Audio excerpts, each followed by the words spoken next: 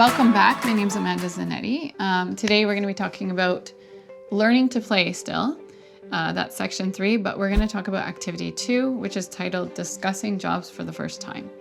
So when I introduce the jobs, and the kids get quite excited about it at first, but then it does get a little long. So that's something to be mindful of.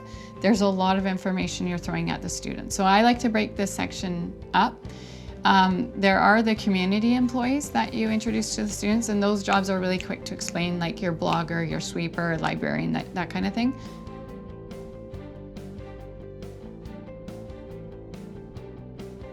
But then you have your management employees.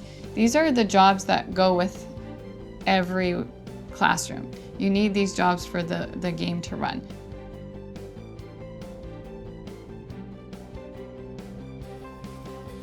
The community jobs, those can be altered based on your classroom needs. So what I like to do is I explain the community employees first, and I'll go over their job description, and I'll take questions along the way. And then I like to do a brain break, and then I'll move into the management employees, and sometimes that might be a full lesson in between, and then I talk through each one. Things to keep in mind is that it's a lot of information, so repetition is key. Breaking it into smaller parts is very important. Giving the students time to stop and turn and talk with a peer or talk in their groups, what you would normally do for any other lesson, is also important, because that's when you're going to get the questions that maybe you didn't address. And then I think as long as you can see the kids are feeling comfortable about the big idea of the jobs, that's the goal. Don't feel like they need to have memorized every single job's details, because in the end, if they're interested in that job, they on their own are going to zone into their own booklet, because for this activity, every student gets quite a big booklet of all the jobs, and it tells them the pay for each job. And then what I like to do is I say, now go home, talk to your families, and think of your top 3 jobs.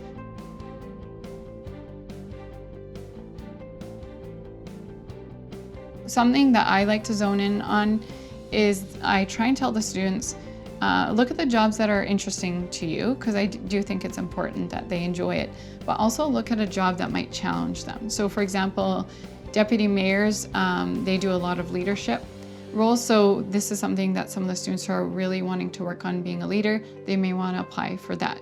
Bank clerks, maybe they want to improve their math skills. And then planner checkers, I really like that one for students who are very quiet and don't interact with a lot of their peers.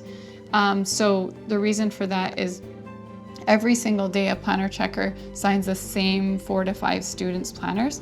And when they become comfortable with them, they start to build interactions. So by the end of the term, you actually start to see those students playing outside with each other, joining together in PE.